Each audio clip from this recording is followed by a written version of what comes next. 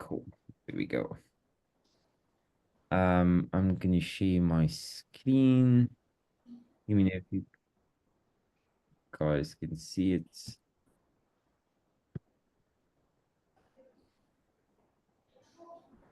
Can you guys see my screen? Perfect. Okay. Welcome everyone to another community outreach call. Today is Tuesday, 16th of July, and we do have a quite a busy schedule today. I'm gonna try and keep my portion of it quite brief. As you guys know, we go through this every week, and it's the last policy. If you're not familiar with it yet, you're welcome to go have a look at the meeting minutes after this call or later on tomorrow as we post it and go through the anti-trust policy as well as the hyperlogical code of conduct. There is a link here, so feel free to do that within the meeting minutes. Okay, so today's agenda, we're going to go through some introductions. We've got a short amount of community updates, and then we've got a nice, exciting segment with Sean Kelly presenting the project. Esteban's going to give us a little bit of an overview of the working groups that have kicked off, and then the Q&A slot where you can ask us anything. Okay, so are there any new participants on the call today? Heike, do you maybe want to introduce yourself?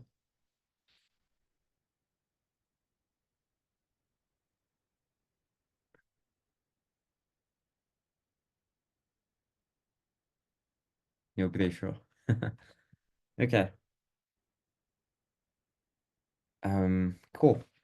Okay, so from a community updates perspective, the repositories have moved to Hyperledger. There might be some issues that you guys might experience, but as always, if you guys do experience any issues, please log a issue so that we can keep track of it and then obviously deploy fixes accordingly. Last week, we did submit the Hyperledger TOC report, which is our quarterly update. This is a report that's going to be submitted every quarter. Generally looks at the health and status of the project. With that, we discovered that we do get insights as well. Insights is a cool tool that the Linux Foundation makes use of for Hyperledger. So you get some cool dashboards. Just to give you guys a quick brief of what it could look like. This is Aries 1. So they look at the amount of contributions, commits, issues, stars, forks, etc. Other items that they look at is best practices score. So it looks at your documentation, your standards, your security, and from a legal perspective. Also looks at your contributors from an individual perspective as well as an organizational perspective as well. Can tell you working hours, when people generally decide to work on the repos or do contributions on the repos, how many days people are active as well during the week, gives you a contributor leaderboard and an organization leaderboard. Something I'm really excited about is obviously the geographical distribution of our contributors. This will also help us determine when's the best time to set up calls or additional calls going forward in the future. Do we have any questions before I go into the next segment? Okay, so this should be in about 2 weeks' time. This should be live for Hyperledger Identus. Okay, enough of me babbling. I'd like to hand over to Sean Kelly, who's going to give us a little bit more, tell us a little bit more about the project. So at this point, Sean, do you want me to stop sharing the presentation to share? I don't. We're like as told you, we're in process of building our logo and some of that stuff. So I'll just speak today if that's okay. Oh, perfect. Go for it. All right. Well, I'm Sean Kelly. I'm the CEO and founder of Credibility. We're a decentralized identity SaaS platform out of Boise, Idaho. Most of my career has been in education. The last decade I spent specifically on career technical education. The school I was at is a CTE high school, we call it, where we have everything from welding to auto body to cybersecurity, CNA, dental assisting, EMT, networking, a lot of different career technical electives that students come to us. And through that time, I got into crypto really in 21 and just fell in love with Cardano. And I saw the work that they were talking about with Ethiopia and the records that they were doing in Ethiopia. And I just became fascinated with it. And at the time, I was on a national committee looking at tracking youth apprenticeship data. A big piece of what I've been working on the last, probably 8 years is the expansion of work-based learning opportunities, youth apprenticeship here in Idaho, and even throughout the U.S. I was on a few national committees, and we're on a committee about data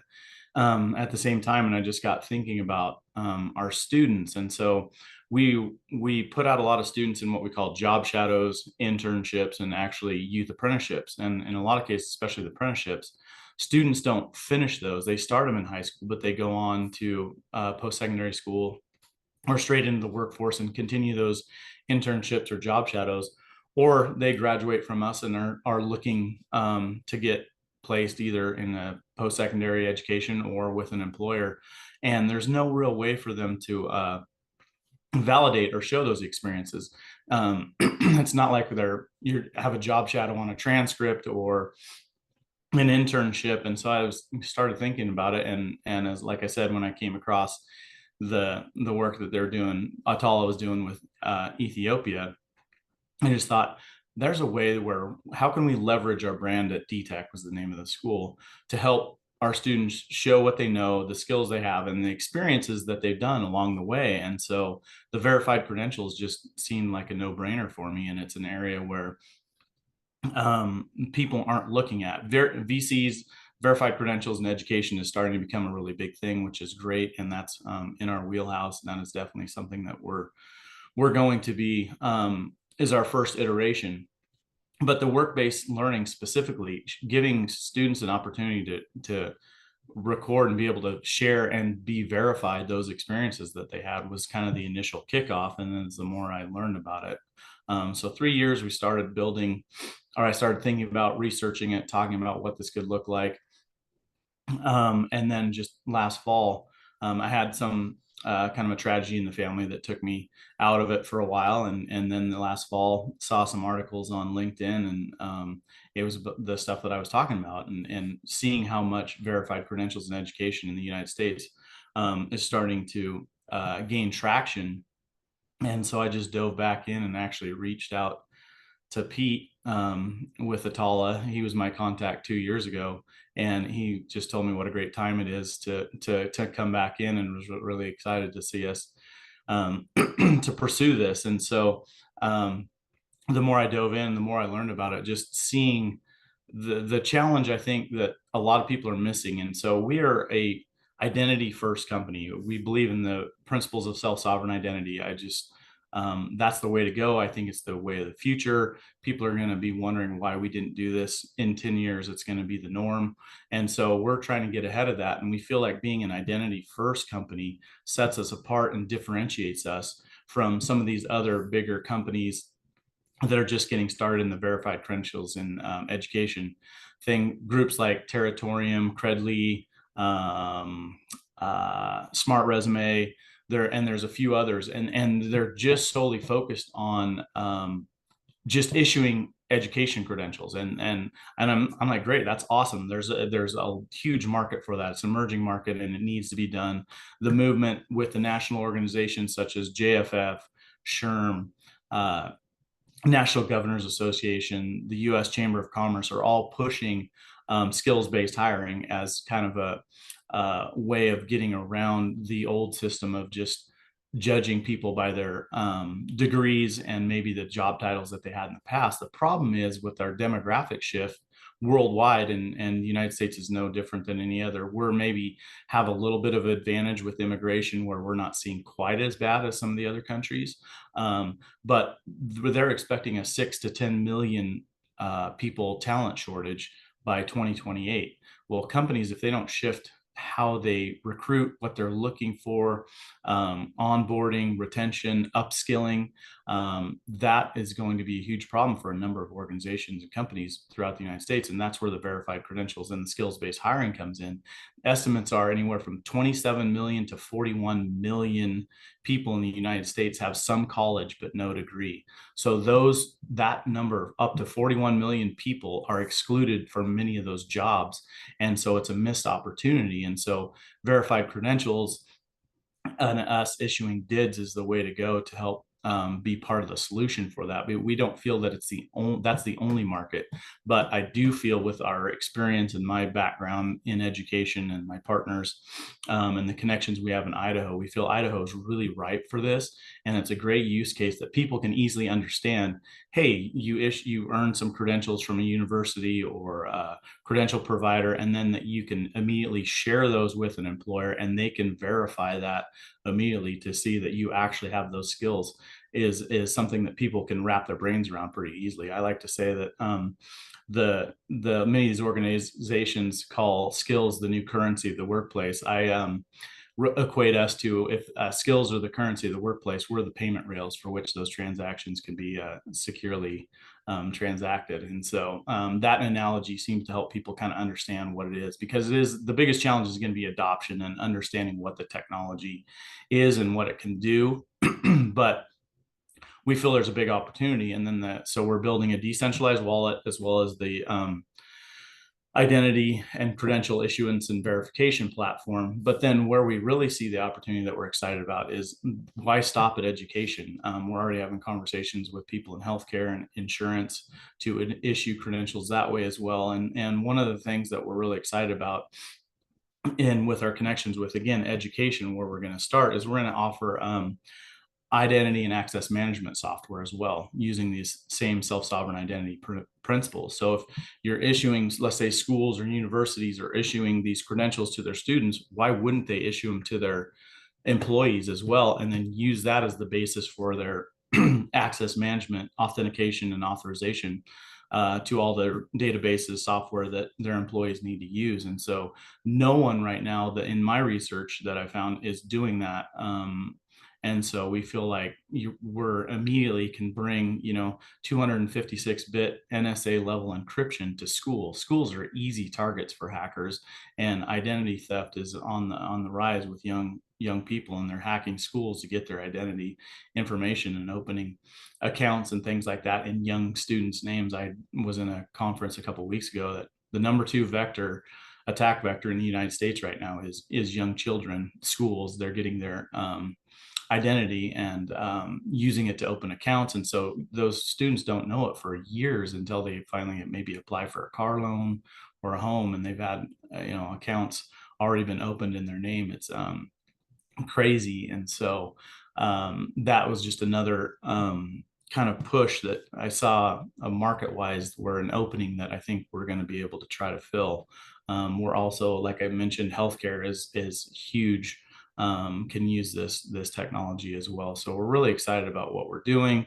We're early. We're building the demo right now. Our hope is to have the MVP by the end of the year, first part of the year, 2025 Q1. Start testing, and then have the product by late Q2, early Q3 of next year, to be selling to, or hoping to, work with client school districts, and even hopefully the state of Idaho, for mass adoption for that 25-26 school year. And so that's kind of the path we're on. We're focusing on the initial credential issuance, DIDs, and the decentralized wallet. But following that, we're going to be working closely behind that, doing the access management in conjunction with that. And so I think the pairing of the education credentials and that access management for schools is a great place for us to kind of get an entry point into the market. So that's kind of a lot in a short amount of time. I don't know if there's questions or you'd like to know more.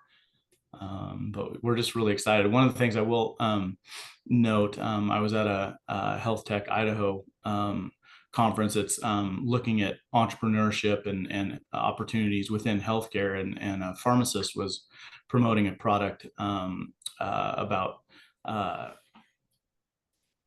drug assurance and people taking the prescriptions, on time, and being able to monitor their side effects and things like that. And I talked to him after when we met a second time, and we're already talking about collaborating and looking at how we can change how prescriptions are issued using the software in Idaho. So there's just so many different opportunities, and it's a matter of just getting things built.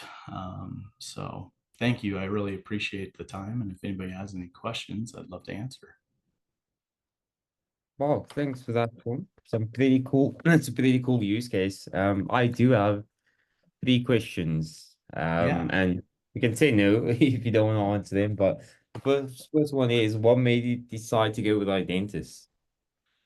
Um, it was, 2021. As I was going down the crypto rabbit hole, I had seen the news about Cardano and Atala Prism and Ethiopia issuing, or doing all their data for the education department of Ethiopia, and that's what really pulled me in. And I'm a big investor in Cardano, as well as now I'm building a product on top of Cardano using Atala, now Identus. Nice. Okay, interesting. And what are some of the current issues you are experiencing when educating people on your technology or service offering? Yeah, I think as the more I speak to people, the more I'm able to condense what it is we're working on. It can be very technical, and so trying to explain that to people is a little bit of a challenge. But coming up with analogies, and I'm a teacher. I'm a 29-year teacher and administrator, so explaining things and breaking them down into simpler um, concepts is a strength of mine. And so continuing to speak and practice and talk to people about what it is we're building. But it can be technical, but using some of the analogies of the wallet and payment rails and skills or a currency, and using analogies with some existing technology already, but really then stressing the decentralization or decentralized nature of what we're building and why that's important. And I think it's interesting. People are really wanting control of their data. They're really seeing how their data has been misused, mishandled, um, and on HIPAA forms and things like that. They're reading where they have to check off, yes, the doctor's office knows that emailing you health information is probably not the best and it can be hacked, but please don't sue us. I mean, that's the kind of stuff that we're seeing now. And so what we're building solves that, with the DIDCOM protocol and the encrypted pipe where you can send messages back and forth. Some of the healthcare people I've talked to, from a telehealth medicine component, where you can have these private encrypted conversations with patients that are super secure, and that's really resonating with people. So just the technicality of explaining it, and then as I mentioned to you before we got on, the documentation and some of that is still kind of a challenge, and moving from Atala to Identus and the guide, and our developers having to figure some things out. And so they're working with the community, and the community's been great. But it makes me a little nervous when I'm trying to hit some timelines and some markers. And really, if we're going to get into education, we need to have it, a product that we can have built and show by the spring and early summer. If we miss that window, then it's a whole nother year before, because most school districts are not going to adopt something mid-school year. So that doesn't mean we can't build and still work with healthcare and insurance like that. But there's definitely a little bit of concern on my part, in terms of if hopefully we can get the things that we need done in the time frame that we're looking at. Awesome. Yeah, you basically answered my third question. I was about to ask, when do you plan on going live with the project? And you answered it by the summer.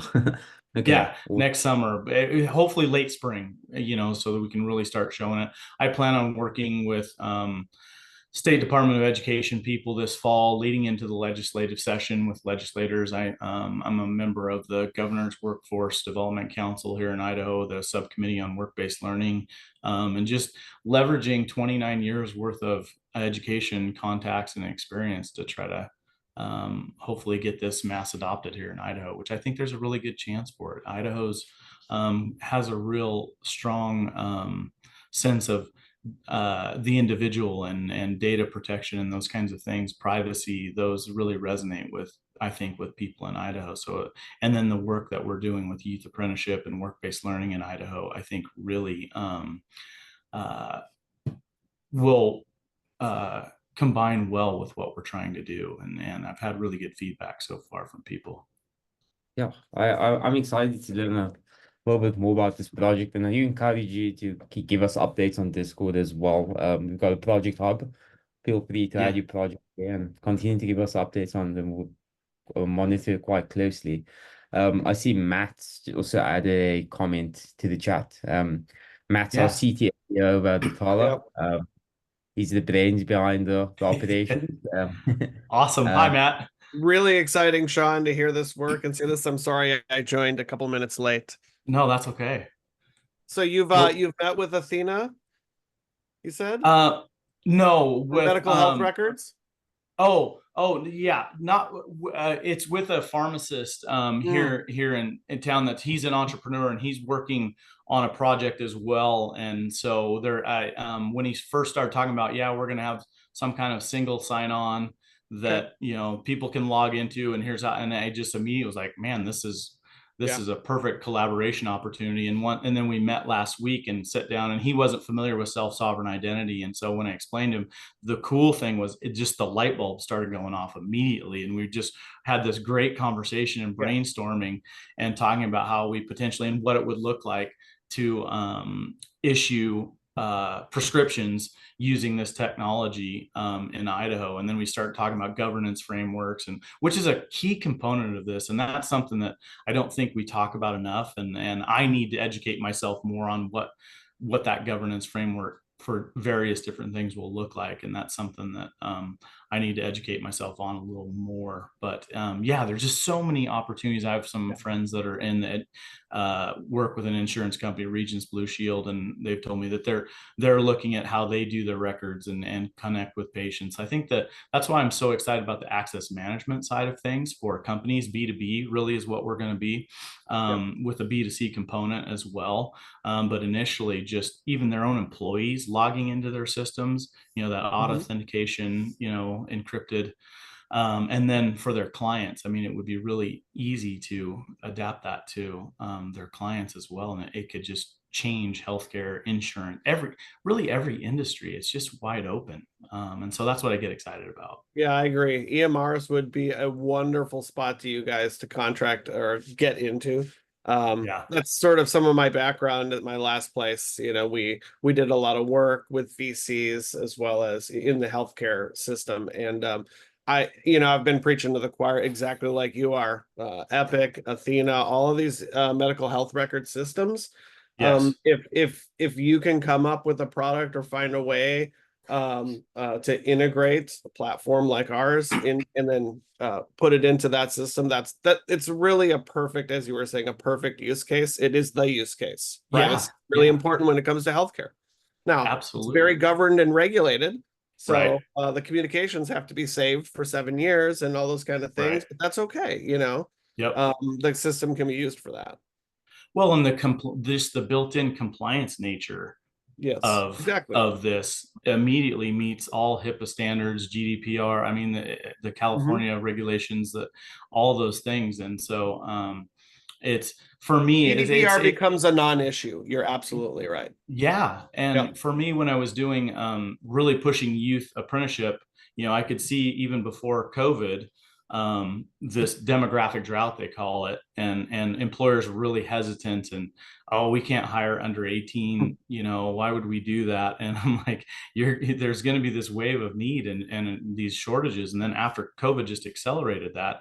And so for me, it was kind of a no-brainer, and that's why I'm so excited about. And youth, I was right, youth apprenticeship really took off, and after COVID, I would get all these phone calls. Hey, remember when you talked to us about your students come working for us? Is that still a possibility? And so I feel that same way about self-sovereign identity. It's the future, just like I feel like work-based learning and competency-based education are the future. And the other cool thing that I think for universities that they're missing is skills-based hiring. If universities aren't careful, they're going to get thrown under the bus. A lot of people are saying degrees are worthless. You don't need a degree with skills-based hiring. And my contention is, no, degrees still matter. What universities need to do is they need to break down each one of their degrees into the skills that you're going to come out with, and start breaking up these large degrees into micro credentials along the way to a degree. Because more and more of the population is becoming more transient, boomeranging back and forth from work to college to go back to work to upskill again. And so if you're offering micro credentials along the way to a degree, now you have a reason for that person to come back to you. And it's our software that can allow those issue those micro credentials. And same thing with education at the K-12 level, secondary education, competency-based education. So many employers just are saying right now, give me a student who will show up on time and work hard. I'll teach them everything they know. And so Idaho actually has adopted already a great, beautiful set of competencies that no one's using right now. Core knowledge is only one of those competencies. So many more of them are about durable skills, what used to be called soft skills, professional skills. Those are all things that I think you're going to be seeing in the future, along with the experiential learning, work-based learning experiences that can be verified and transacted with this system. Excellent. Thank you. Awesome. Sean, I love the enthusiasm. Love the energy. I can't wait to see it come to fruition. Me too. Thank you very much. And thank you for letting me be a part of this. I really appreciate it. No, thank you for sharing it with us. We definitely will be keeping tabs on this one. Awesome. Cool. Thank you. Okay, on to the next segment. Can you guys see my screen again? Yes. Should be working. Cool. Esteban, over to you, sir. Okay. So this is me continue talking about these working groups like for, I don't know, 4 weeks in a row. But finally we are starting with this topic. For the ones who haven't heard about this, the idea is to start having a small working group. The idea of this in particular is to explore the use of SSI, in our case specifically Identus, in the context of decentralized applications. So this is going to be the first working group. There are other ideas of working groups that I have, but given the time that it requires after doing some analysis, I think we are going to stick with one working group for now, and we will evaluate later on. The idea in specific of this working group is to explore this integration. How can we leverage SSI in the context of decentralized applications? It's kind of funny, but given that Atala Prism was born within the sphere of Cardano, is interesting to see that really there are not many DApps that leverage the SSI elements that we provided when we were at Atala in an integration with the decentralized applications. So the idea of these working groups is a little bit of exploring why is that, and also well, try to find some value of these integrations. I think some people already have some ideas where SSI can be the identity layer for DApps for Web3, but it's something that at least in our side still needs some exploration. So that's the idea of this working group. Start tackling that matter. The idea or the outcome that we want to achieve from this working group is to provide a model or maybe several models that help people understand how can they do an integration of SSI capabilities within the Web3 space. So the approach that we are going to follow is going to be using this methodology called design science research. We are going to do this asynchronous. We already have this channel created in the Atala Discord server, where we are going to be talking about this working group and managing all the activities and giving you updates on how that is going and what can you do to help us with this matter. For now, we are targeting Cardano and Midnight dApps. The reasoning is because we are closer to those ecosystems. And yeah, I think we have more contact with them, so it will be easier as a starting point. We are going to provide updates on this matter as well during these calls every now and then. And eventually, if this gets traction, the idea is to make something a little bit bigger and try to pull people from other communities. Next slide.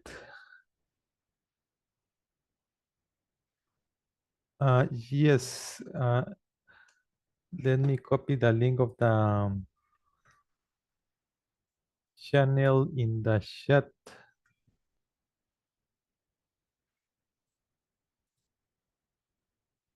That's the link of the channel. So to talk about the DSR approach, so this is a methodology that is segmented in 3 phases. First phase is to define the problem. Second phase is to create an artifact. Third phase is to evaluate the outcome of the artifact. So the idea is to first do a little bit of research of what is there, what has people tried, what has worked, what has not worked. Basically understand a little bit how is this topic being addressed in the past, trying to find some pure knowledge that we can leverage. Once we have that, probably we can conduct as well some interviews with people that have some sort of matter expertise in the things that we want to approach. And then based on this input, well, we provide or elaborate an artifact. In this case, is a model. Yeah, that will be the creation phase. And afterwards, we evaluate and communicate the outcome and see what people think if this managed to help with the problem. Next slide. So yeah, the first phase, that is what we are doing starting like today, is the part of problem definition. The idea is, as I already mentioned, try to find paper, blog posts, maybe projects that are out there that have been talking about decentralized identity or SSI with Web3, and try to collect as much information as possible, just references for now. And the idea is that it will be our stepping stone for the research. Next slide. So then you go with the artifact creation. You analyze all the input that you have received and you create something, in this case, our model. And next slide. The last phase is where you evaluate and you communicate your findings to the community and see, well, what people think about it. Next slide. So for now, to start, basically what we would like from you guys, whoever has interest in participating in this working group, is very simple. If you know about any project that deals with Web3, SSI integrations, smart contracts, and SSI or all kind of things like that, maybe KYC and Web3 dApps, if you know about paper, blog posts, projects, I don't know, GitHub proofs of concept, whatever, any kind of information. We will appreciate if you can just go to the Discord channel and send us the link of any information that you know about it that can be useful for this initial phase.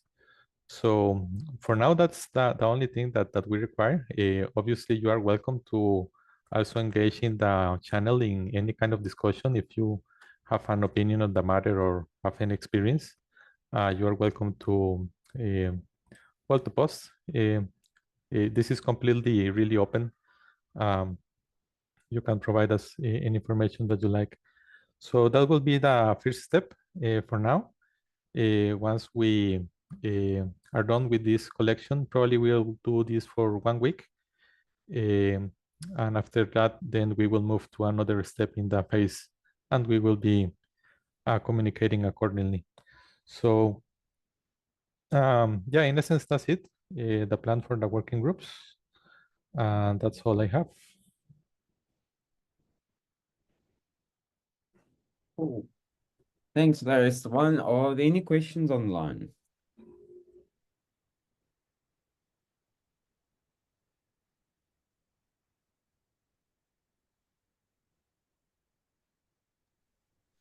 Esteban, sorry, I might have missed it. Do we reach out to you if we want to be a part of that, or what does that look like? So really it's very open. So I posted in the chat a Discord channel. Oh, okay. It's specific for this matter, so you can just go out there and participate. Just Okay. say, yeah, I am interested on being involved in this, but really it's going to be asynchronous. We will see if we have enough traction and this requires having a specific session just to talk of the topic, we will do it. But for now, we will do async in the Discord chat. Okay, thank you. Mhm. Awesome. Any other questions on the line?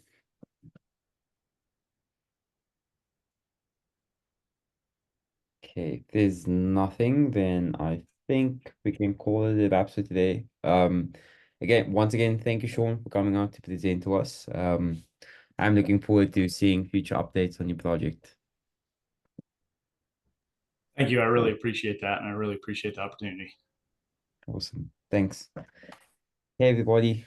I'll see you guys next week during our maintainer and contributor call. Thank you. Okay. Thank you. Thanks. Bye. Bye. Thank you. Thanks. Thank you. Bye-bye. Thank you, guys.